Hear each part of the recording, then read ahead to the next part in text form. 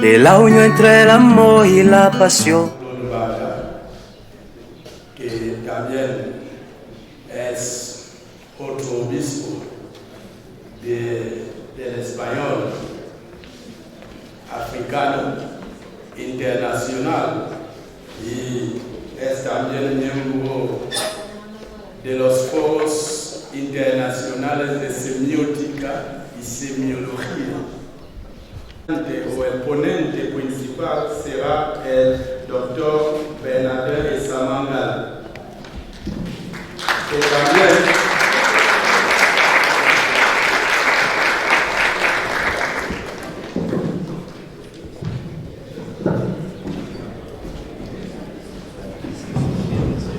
otro ponente de este panel es señor Cristian Thiago.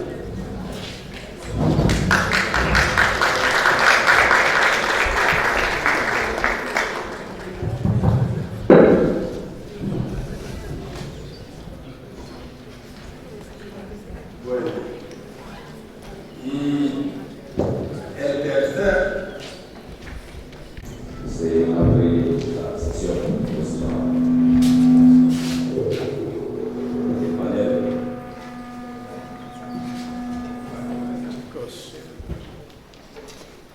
Se abre la sesión nuestra, que consta de tres ponencias y la sintaxis de su panel es mencionada. En primer lugar, la palabra a cada ponente.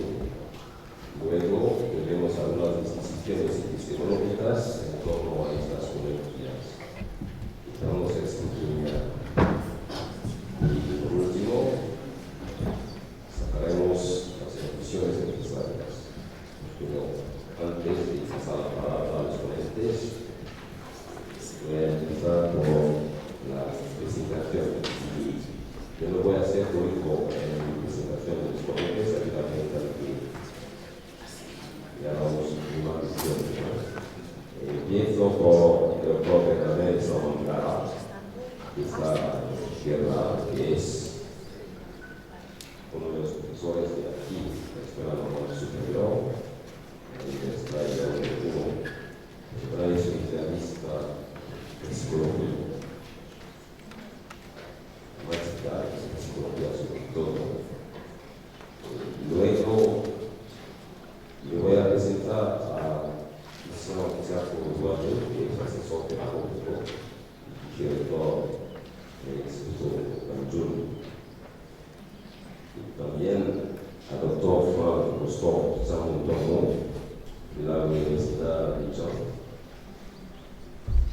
Una vez más, muchas gracias por estar con nosotros aquí para poder difundir lo que tenemos. Empezamos por la presentación del doctor Bernabé Samangala, apuntes sobre la tradición de la gastronomía típica camerunesa española, apuestas tecnológicas. Cualquiera.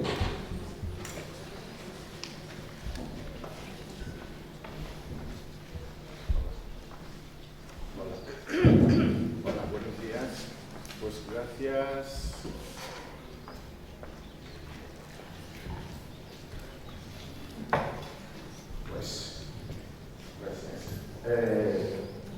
Nuestra mesa crítica para hablar de gastronomía, que no soy experto en gastronomía, pero sí desde una perspectiva lingüística que me obliga a recurrir a este campo de saber para intentar relacionar las palabras de una lengua con las de otras realidades culturales de un país, de una comunidad, con las de otras. En este momento, pues acabamos de escuchar el desafío que tenemos pues, entre las lenguas africanas y el español. En este sentido, justamente en que se escribe esta intervención, suponía que parte de la observación de lo que tenemos en el panorama de lo que comemos, porque la comida es muy importante, participa en la difusión de la cultura. Y vemos muchas expresiones en nuestras lenguas, en nuestras conversaciones diarias, donde intervienen nombres de alimentos, incluso en lo que llamamos la fraseología popular, muchísimas expresiones fijas que aparecen hablando de comida, también en unos prejuicios culturales. Por lo tanto, no podemos menospreciar un campo tan importante a la hora de hablar sobre todo de la comunicación interlingüística y de la comunicación intercultural.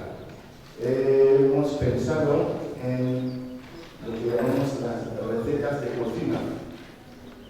Pues cómo puedo llegar como viajero a un restaurante, pedir algo de comer y no saber lo que quiero o puedo comer, justamente porque hay una terminología, unos términos, unos nombres de alimentos que no dominamos, como lo ha dicho el catedrático Justo Colegial.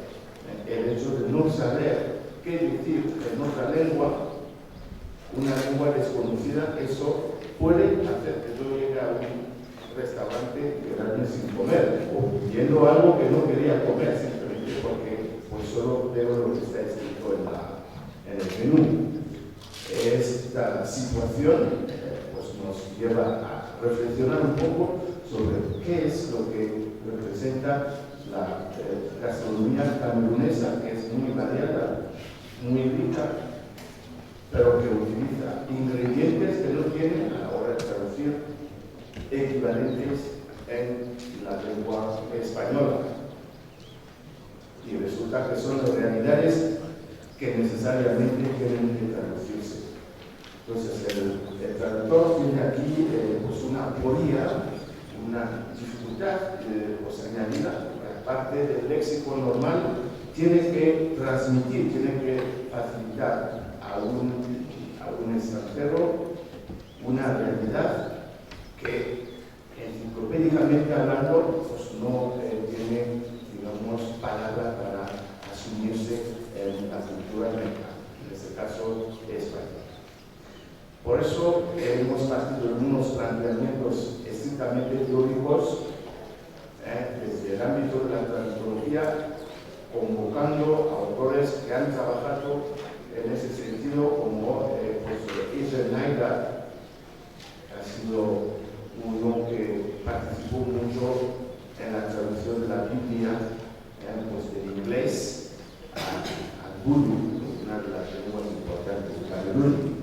Y allí tuvo que ver cómo, por ejemplo, traducir uva al Urdu, una lengua natural de Camerún, en un país donde la uva no existe como planta. Cómo decir mana,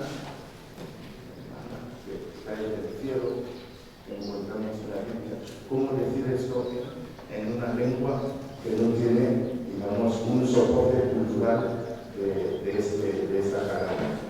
Por lo tanto, estamos una vez más ante un maestro que nos guía, nos da pistas para poder salir adelante cuando nos encontramos en ese tipo de dificultades, y propone lo que llamamos la cultura extralingüística. Hay que desverbalizar, abandonamos las palabras y buscamos el concepto cultural que está detrás, y es lo que propone Israel Naida. También nos propone, se ajusta, se arrima al mismo contexto, a la misma teoría, el profesor Peter Lima, que son muchos los que han trabajado también con lenguas no europeas, y eso nos ayuda a resolver estas cuestiones. Mi propia tesis doctoral, pues que no está todavía publicada, pues habla de los diccionarios del español con lenguas amerindias y lenguas africanas. Y eso es muy importante porque tenemos que tener una base léxica que son, por ejemplo, unos glosarios, a falta de diccionarios institucionales, de diccionarios oficiales que recogen esas voces. Y llegamos a la conclusión teórica de que para poder traducir este tipo de realidades necesitamos recurrir a un método que llamamos traducción explicativa. Una traducción explicativa, una traducción comentario, si podemos permitirnos este neologismo, ¿no?, científico de este campo. Una traducción que intenta ayudar a definir, más allá de lo que podría ser la pura y estricta equivalencia, pero simplemente escribir más o menos conocimientos que ayuden al no nativo a entender qué tipo de ingredientes pues está en este plato, en este manjar, pero también qué tipo de, incluso el proceso de elaboración de esta comida, ¿no?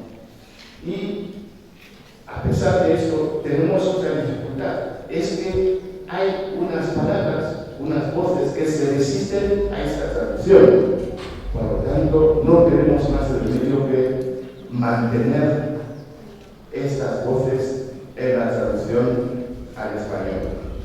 Y este fenómeno se llama los realia, es decir, palabras que no se pueden traducir, que hay que mantener tal cual en la traducción en la lengua meca. Si tomamos un ejemplo como el ndolé, que tiene un nombre científico, que es uno de los platos que tenemos en Camerún, no encontramos equivalente en español, pero muchas veces en algunos textos de recetas gastronómicas he encontrado una traducción tal como espinaca salvaje. Y no es salvaje, porque esta planta es una planta que ha sido domesticada, pues deja de ser salvaje. Por lo tanto, tenemos que encontrar otra explicación para que podamos, digamos, satisfacer al lector, al público español, que pueda comer esto, incluso dando las propiedades químicas que pues, pueden ayudar a este. Antes de que se marche, porque tiene un compromiso que hay aquí, y a pesar de que las clases de nuestro panel en intervención preliminar he dicho que las intervenciones, las disquisiciones epistemológicas son al final, pero yo antes de marchar no puedo dejar de hacer preguntas, reaccionar por lo menos para decir que en ningún momento voy a discrepar del juicio de la ponencia del Señor y algunas cosas, nada más. Hay anglicismos, hay latinismos, italianismos y otras cosas.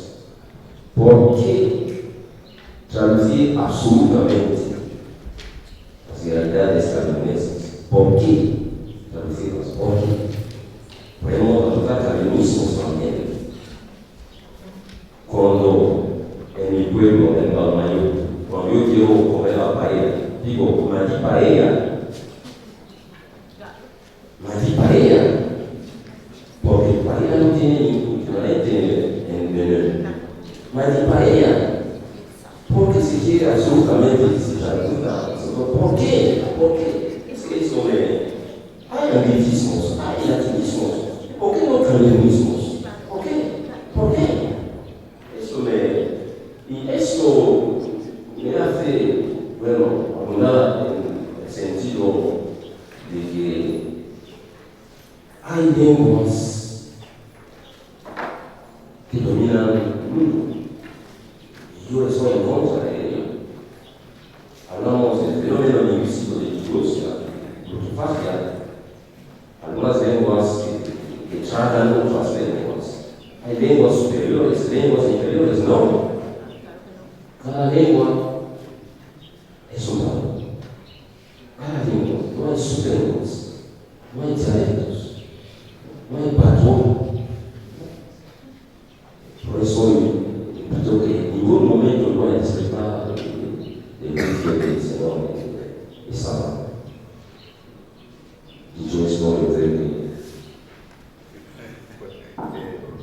señor profesor, el traductor está al servicio de la comunicación. Por lo tanto, si el público dice que no hay que traducir, pues se le paga lo que merece. Y se paga. Pero de todas formas, debemos mantener y respetar las culturas y las lenguas porque son visiones propias, específicas del mundo, de quienes las utilizan como digamos, espacios vivenciales, como espacios identitarios, pero como estamos también llamados a cambiar, a dialogar, pues yo no veo ningún inconveniente, en traducir para ayudar al otro a entender mejor, porque muchas veces los conflictos que hay en el mundo es porque no hay una comprensión del otro. Entonces, hay muchos prejuicios, no solo lingüísticos, sino también gastronómicos. Pues se dice que los chinos comen perros, y es como que el comer perro es un sacrilegio. De todas formas, creo que debemos dar a conocer nuestra cultura en el mundo hispánico. Debemos buscar los caminos, los mejores caminos que nos ayuden a darnos a conocer, traduciendo, explicando, bailando. Todo es posible si el objetivo es hacernos conocer. Eso es lo que quería mencionar. Gracias. muchas gracias. Ahora pasamos a la segunda ponencia de Teatro Uruguayo. Nuevos alcances de la migración intercultural en la era de la globalización. Tiene la palabra. Buenas tardes a todos. Muchísimas gracias, profesor, por concederme la palabra. El tema de mi análisis es nuevos alcances de la migración intercultural en la era de la globalización. Lo que indica que el trabajo versa sobre la cultura y cuestiona precisamente el porqué de la multiplicidad de lenguas y culturas en el mundo, porque precisamente, según la Biblia, en el principio hubo solamente 2 individuos, pero pasó que en la gloria, en la época, los hombres quisieron conquistar el cielo y construyeron una torre que afortunada o desafortunadamente se derrumbó y los hombres ya no se entendían y así es como se diseminaron muchas culturas. Ahora, con el advenimiento de la globalización aparece una necesidad absoluta de establecer el diálogo entre las diversas culturas. Y en este contexto, cabe precisar que la mediación intercultural es la labor de todos los actores culturales. Y entre esos actores culturales podemos citar los padres, los docentes, los cineastas, los traductores y los novelistas, entre otros. Y hace falta precisar que cada uno de estos actores debe desempeñar convenientemente su papel para establecer un verdadero intercambio entre las culturas. Primero hay que decir que al nivel de la cultura, los escritores, cuando leemos libros como Canepora, que es un poemario escrito por Maroc, se nota que habla mucho de geografía en su obra. Y ya sabemos que Canepora, según una lengua autóctona, significa retorno al diluvio natal. Y efectivamente se nota que en este libro se habla de muchos aspectos de la geografía camerunesa, lo que es algo bueno. Y a partir de eso, los extranjeros pueden tener una idea de lo que pasa en Camerún. Podemos situar en el mismo registro obras como El Carro de los Dioses.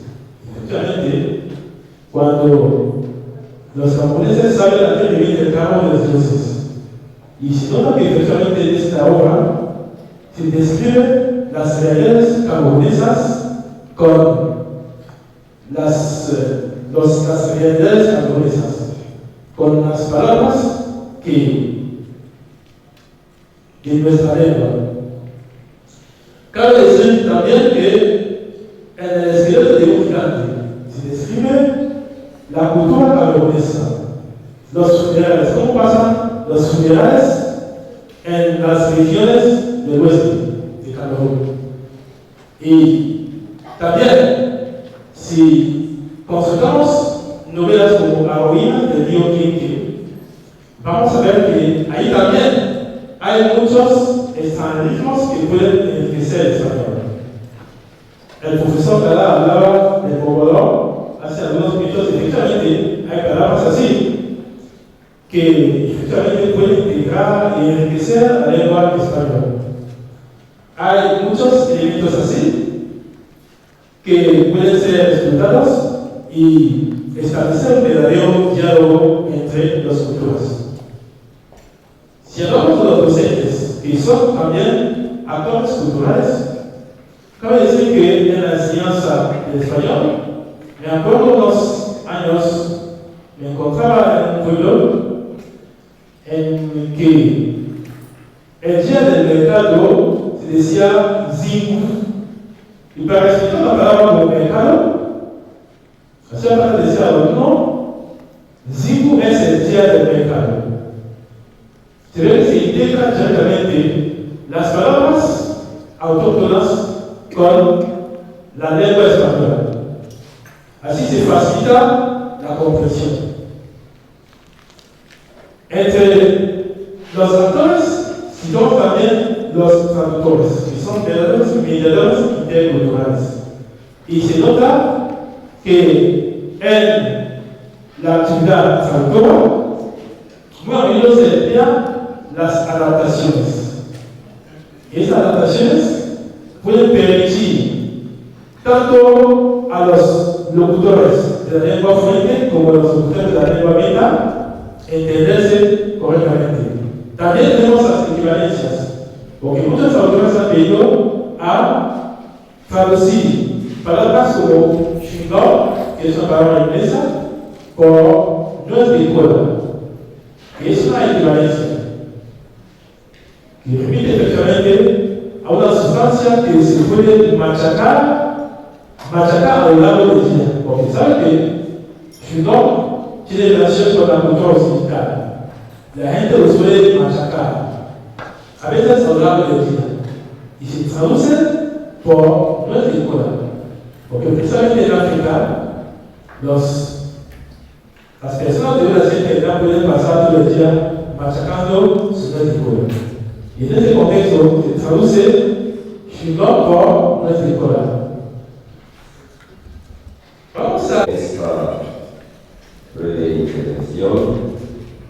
Ahora paso la palabra directamente al doctor Francois Samuel Bernot. Luego pasaremos a nuestras exposiciones epistemológicas en torno a sus ponencias. Cualquiera. Gracias, profesor, por darme la palabra. Hola, buenos días a todos.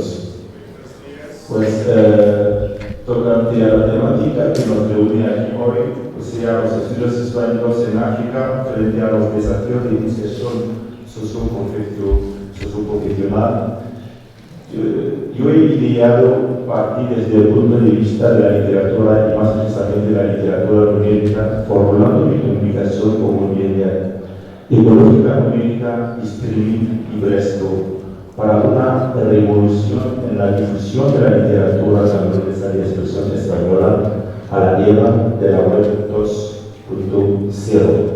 Se trata precisamente de cuestionar los focos de producción, los mecanismos de producción de la literatura camerunesa de expresión española.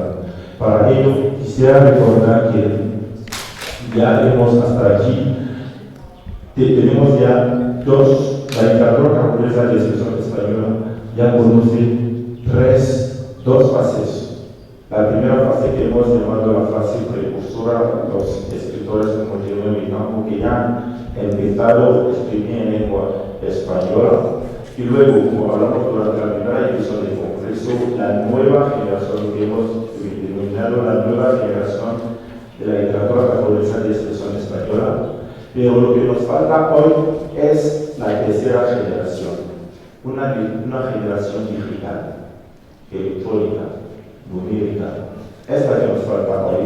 De ahí el problema que plantea nuestra comunicación, lo de los mecanismos de evolución y revolución en el sentido de reforma, la literatura camerunesa de expresión española a la era del numérico conectado, interactivo, en términos de producción, esto es creación, y en términos de distribución, esto es consumo o difusión. El marco teórico que hemos elegido es lo del análisis del discurso numérico, ideado por Marie-Anne Pavot, que consiste en analizar los contenidos digitales.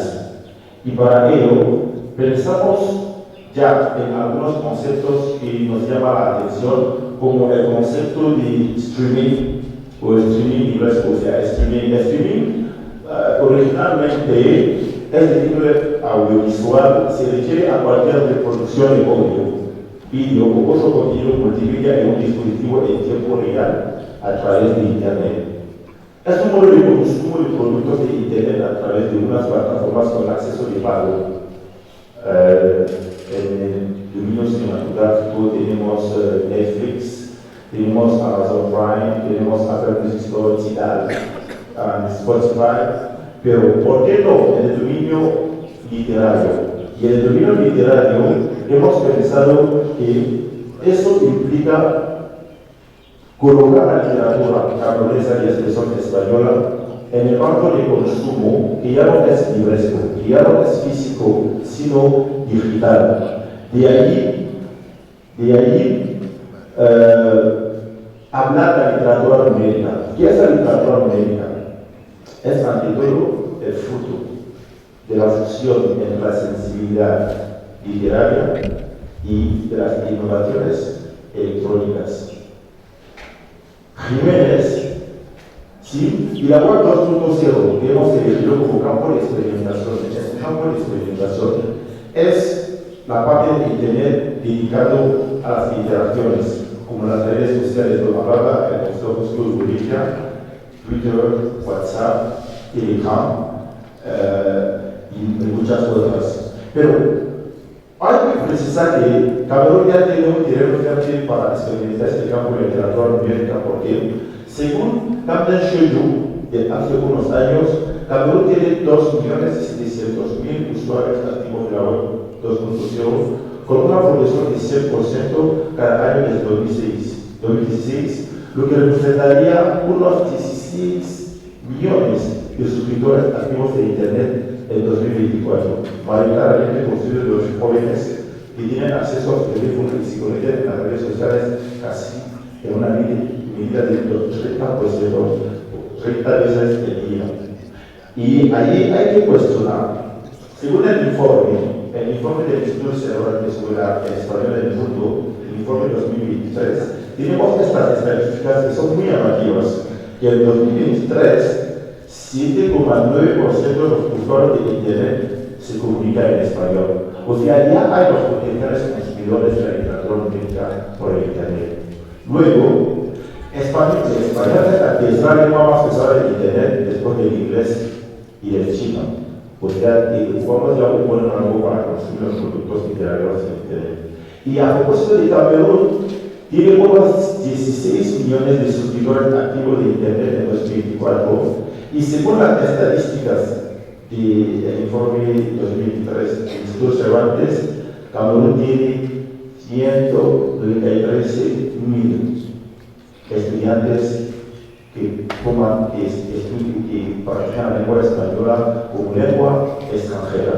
O sea, ya hay capital humano para construir. Y a partir de ahí nos hemos cuestionado en qué cosas nos vamos a basar para medir el grado de penetración numérica del español o del numérico en Camerún. Y hemos pensado ya en 4 repositorios. Los repositorios son las bibliotecas numéricas de la literatura hispánica en español, así como las páginas de la web, como la Biblioteca Virtual Miguel Cervantes, que puede servir de repositorio para publicar y consumir las obras. La literatura electrónica hispánica también es otro repositorio. Siberia y por fin, en el contexto africano, la Biblioteca Africana, en la que ya tienen publicados muchos trabajos de los pedazos de textos de los escritores como Jimmy Enaratato, Michel Servet y otros. Y yo quiero llamar su atención a propósito de esta imagen. Aquí tenemos la evolución del modo de producción y de consumo de la literatura hasta el momento. Hemos empezado por el papyrus. Después del papyrus tenemos el volumen, luego el codex, luego el libro físico y el último que veis por la derecha es el libro numérico. Es el principal desafío hoy, cómo producir y consumir la literatura por el digital. De ahí nuestro programa enfocado en los mecanismos de evolución. La revolución de la literatura camerunesa y la expresión española a la era del numérico interactivo y conectado en términos de producción y de difusión. Ya hablamos del marco teórico de análisis del discurso numérico, pero nos hemos basado en 3 principales métodos. La arqueología numérica, que consiste en recoger los datos presentes en las páginas web, la etnografía de la comunicación, que consiste en buscar las relaciones que existen entre las personas interconectadas, y la argumentación numérica. Hemos dicho producir y vender, o sea, el consumo consiste en buscar las estrategias publicitarias. Y a partir de ahí ya tenemos ya algunas hipótesis, no resultados realmente que primero, el libro numérico tiene algunas ventajas, de las cuales las 4 principales. La multimodalidad y la invalidez. El moderador ya hablaba, es un periódico que a él le gusta mucho la confluencia de varias formas textuales, la imagen, la foto, la música y el video, incluido en la literatura numérica. Y el profesor Justo Pulica hablaba ya de un futuro próximo en el que podríamos ver en un libro un link que podemos pinchar y nos enviamos a la página. También es un estudio. La inclusividad, cuando hablamos de literatura numérica, es más inclusiva porque es abierta a muchas capas sociales, sobre todo los discapacitados, los ciegos, los sordos, los mudos o los sordomudos. La interactividad y la dinamicidad. En la literatura numérica hay dinámica y muy manejable. Facilita la interactividad entre el lector y el escritor. Esto da la posibilidad de navegar en él sin que la lectura sea lineal como en el libro físico. Y la autenticidad. Utilizamos el papel para producir los libros físicos y el papel es el árbol que matamos. O sea, hay un desafío ecológico. Con la literatura numérica, ella desvestida del carácter, del peso físico del libro para tener su peso y se vuelve muy ecológico. Así que los géneros de la literatura numérica que ya existen, tenemos hasta aquí 5, la hipernovela, con los enlaces de que ya hablaban, la narrativa hipermedia, que a nivel de esto añade imágenes, sonidos, vídeos y animaciones que hay un potencial semiótico de la literatura. La web novela que incorpora y permite una conexión directa a la web. La blog novela, una novela diaria o escritora para enseñar a una persona más cercana al lector. La wiki-novela pues escritura colectiva, los personajes como identificaría por Wikipedia. Otro resultado, el nuevo proceso de creación de la literatura numérica implica que la llegada de Internet abre nuevas posibilidades y nuevos recursos a los editores para que mejoren los servicios de producción y difusión de las obras. Para los autores, principalmente, que son los principales actores, la era de la web 2.0 nos pone en el centro de la producción y de la difusión del libro sin necesidad de la presencia de una persona que interviene. Los usuarios cameruneses la pueden consumir a partir de los servicios de la telefonía móvil, Orange Money, MTN Mobile Money, comprar los libros con estos mecanismos. Y es el último resultado. La literatura numérica tiene que desarrollar una competencia que está a caballo entre el numérico y lo literario, o sea, una competencia lectora. Ella es para los lectores que tienen a la vez competencias literarias y electrónicas, ya que el libro numérico da al lector la posibilidad de hacer anotaciones, de buscar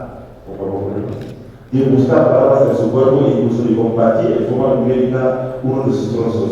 Favorece al lector una perpetua actividad y competencia lectoral de modo que deja de ser pasivo para ser realmente activo. Y recordamos esta palabra de Julio Cortázar, la diferencia entre el lector pasivo y el lector activo, el lector cómplice y el lector macho, porque es un lector que ahora contribuye a participar en el modo de creación de la literatura. Ya no hay una sola creación por una parte, pero hay una co-creación.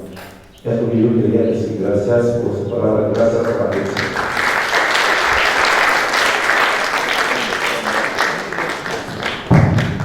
Gustaría afirmar primero con respecto a la ponencia de Cristian Thiago Iguaje. Sí, se propone que se establezca un diálogo en lectura de sus obras. Y yo creo que en la época de la globalización se trata de una finalidad, es decir, que nos encontramos en el pueblo humanitario, que cada uno, independientemente de si viene de África o de Asia, cada uno tiene algo que aportar. De modo que por interculturalidad tenemos este cambio y tenemos que confesar este cambio con datos, pruebas y señales. Tenemos que confesarlo. De lo que se trata para mí no es de que algunos puedan tragar a otros, sino de que cada uno aporte algo. Luego, la ponencia de Jean Rostov, bueno, dice, propone una revolución en la difusión de la literatura camerunesa, la discusión española. Y la única pregunta que yo planteo en voz alta es la siguiente. El libro numérico no sería un lujo en nuestro contexto, porque ¿para qué sirve esa difusión? Para que solamente la gente pueda acceder. Y creo que hace falta tener en cuenta las realidades también. Yo creo. Dicho esto, algunas preguntas de parte del público. Algunas preguntas sobre las tres ponencias relacionadas con la tradición, la mediación intercultural y la ecología de vida.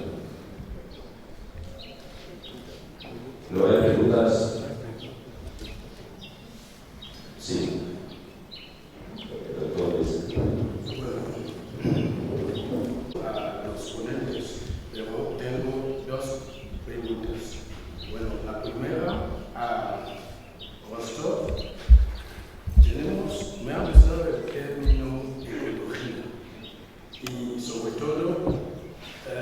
el desenlace donde llega aquí a la promoción de la literatura por medio de la materialización, y dice que es un tema ecológico. Bueno, bien, me interesa, pero yo quiero saber si hay menos huellas ecológicas en usar de los teléfonos y del ordenador con respecto al libro, porque sí vemos que de manera directa hay una simbólica de materialización, sí, y de preservación del medio ambiente, pero de manera profunda. Yo quiero saber si realmente la desmaterialización, bueno, enfocada en la promoción de lo numérico, cabe con la preservación del ecosistema. Primero, bueno. La literatura, tiene riesgos ecológicos en utilizar literatura numérica en vez de la física, la que utilizamos hoy. Quiero admitir y confesar que realmente todos los avances tecnológicos, científicos y tecnológicos tienen impactos sobre la naturaleza. Los elementos, los artefactos numéricos como los ordenadores, los teléfonos, las llaves USB con las que avanzamos en el mundo numérico y electrónico hoy, vienen fabricados por un elemento principal que es el cobalto. Aquel cobalto es una materia prima. Pero yo quiero que hagamos otra pregunta. En una biblioteca física de 1 millón de libros físicos. Cada libro, según su peso, es un pedazo de un árbol. Pero esta biblioteca física, si el contenido viene numericado, esta biblioteca física puede entrar en una llave USB de menos de 1 giga. ¿Qué significa? Que el porcentaje de explotación tecnológica del almacén este repositorio es menos grave que los árboles que se han cortado para materializar el ecofísico. Hay riesgos de en todos los datos, pienso, pero hay menos riesgos de empleo. Es mi idea.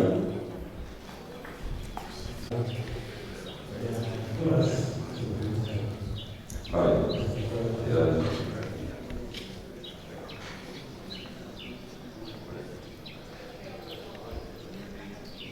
Bien. Passo la parola al público. ¿Algunas preguntas? Sí. ¿Qué preguntas? Una pregunta.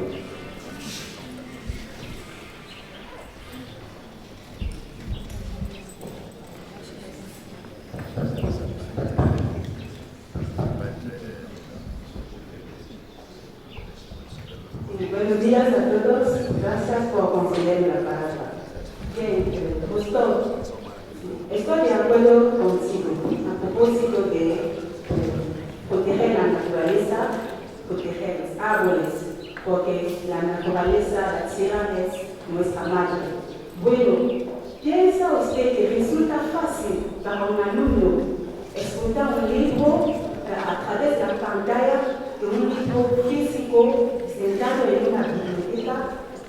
Porque en nuestro instituto no resulta fácil hoy tener un manual para los alumnos. Los problemas económicos, la situación económica actual del país. ¿Piensas que un padre que a él le resulta difícil comprar un libro, un manual didáctica, por ejemplo, en el aula de 80 alumnos, casi 10 o 15 tienen el manual? ¿Piensas que resultará fácil en cada hogar tener una pantalla, un ordenador, una proyección digital como esta?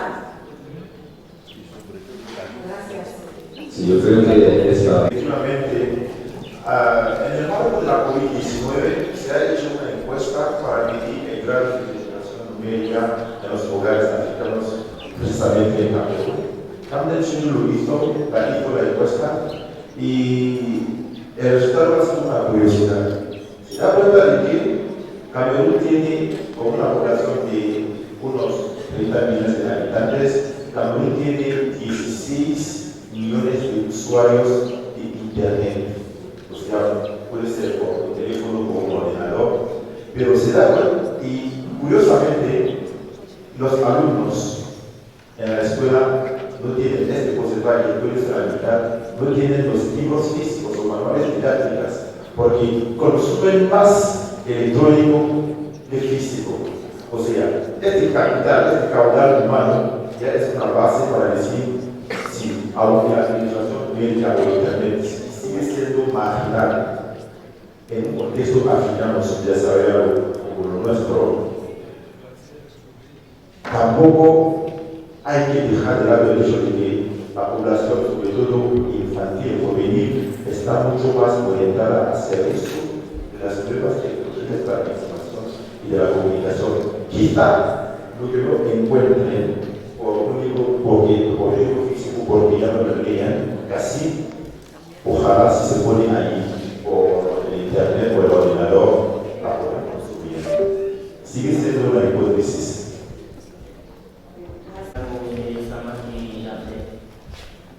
Quisiera saber si el libro físico y el libro numérico tienen el mismo impacto sobre el público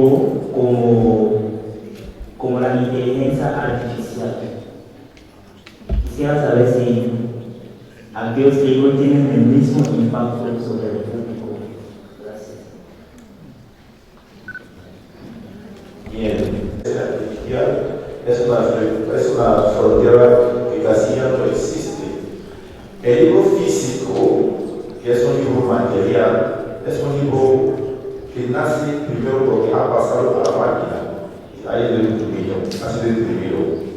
Y el consorcio Jurídica hablaba del uso de ChatGPT para redactar algunos libros, se dice. Pero la relación ahora entre el libro numérico y la inteligencia artificial siguiendo con ChatGPT es que ya se plantea allí un recurso importante para los jóvenes, para los literatos, productores, consumidores, para utilizar la inteligencia artificial al servicio de la literatura numérica. Lo que he llamado aquí los repositorios son una mezcla de composición humana y una contribución también de la inteligencia artificial para facilitar el acceso al mundo global, al libro numérico.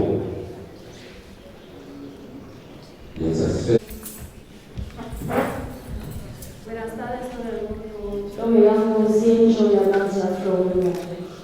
Me gustaría saber a nivel de la traducción cuando el doctor Isamangala estaba diciendo que no es una obligación de traducir lo camerunés al extranjero.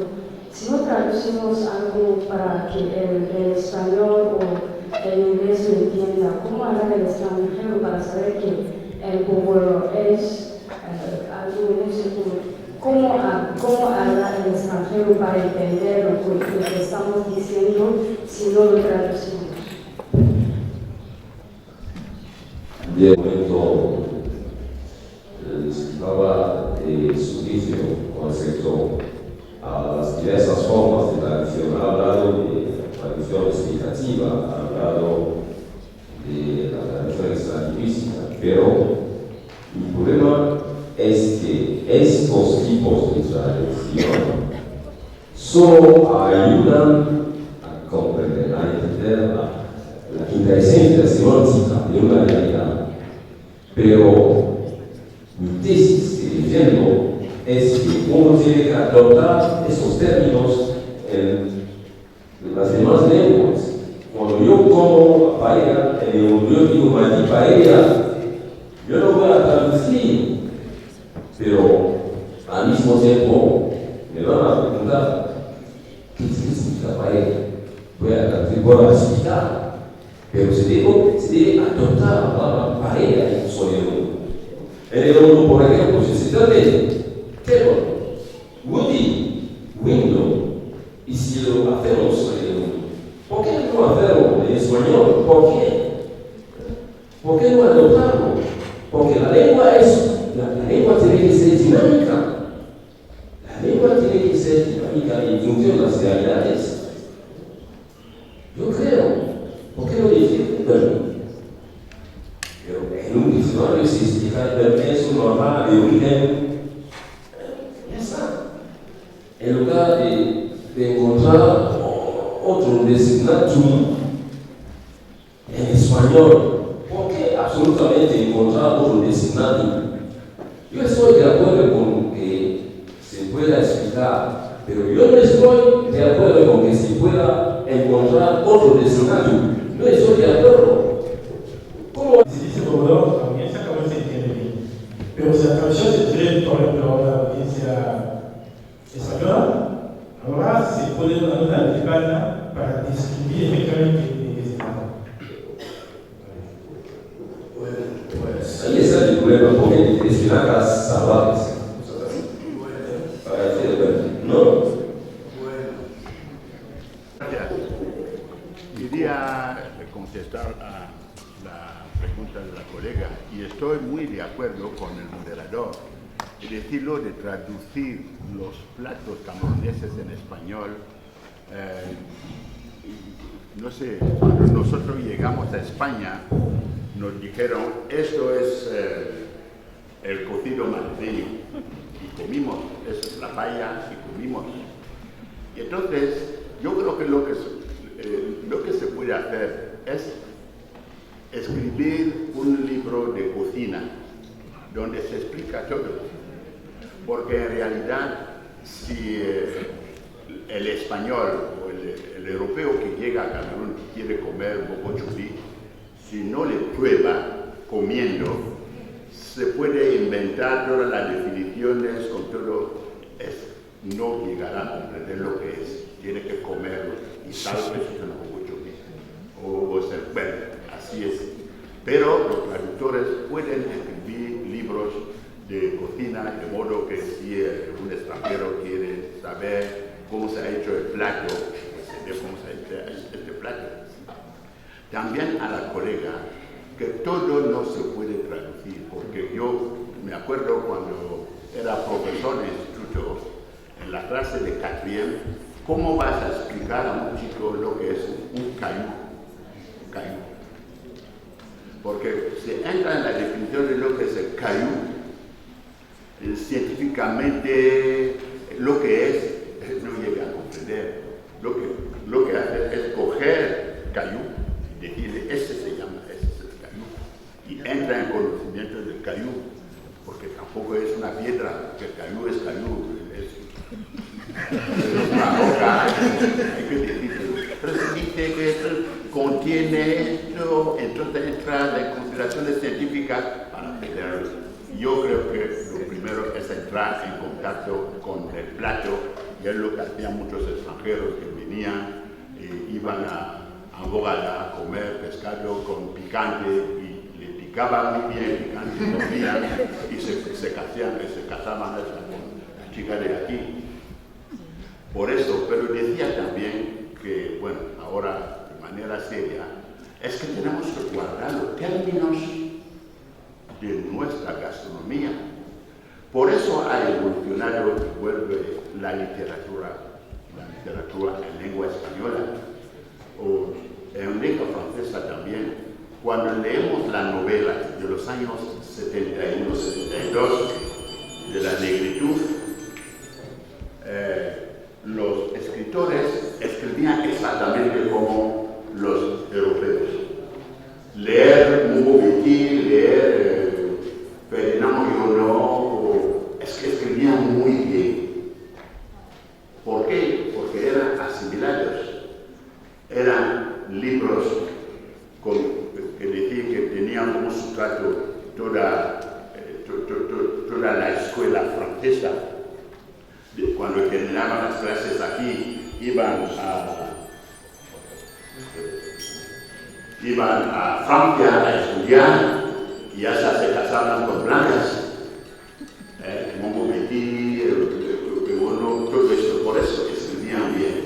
Pero con la evolución de los tiempos se apropiaron la lengua y mostraron una forma de escritura, es decir, configurar la identidad africana dentro de su literatura. Por eso evolucionó la literatura, y es eso convoco la aventura de la escritura de Chevrier, donde en lo que escriben es el imaginario africano. Hablan de cosas africanas. Por eso casi todas las novelas escritas en español, de Metamo, o de Giolio, o de Inongo, pero reflejan es decir, el mundo cosmogónico africano. Es esto. Y con la otra evolución, a partir de los años 70, con la posmodernidad, introducen en lo escrito en español, en la lengua española, pues introducen palabras africanas. Por ejemplo, en Isubu, por ejemplo, en Inongo, cuando quiere hablar de hechicero, sabe muy bien lo que ese tipo de hombre se llama en español hechicero, pero dice enganga, va a decir enganga. Y entonces introduce palabras hasta títulos de sus obras en lengua vernácula. Y me parece esto fue una evolución que ha creado, yo creo, una expresión que acuñamos con el profesor Olomo en un coloquio, la otra hispanidad. Es decir, la apropiación del español, no para servir la hispanidad del 12 de octubre, no, es una lengua que nosotros hemos elegido, que amamos, para expresar exactamente nuestro ser como africano. Y por eso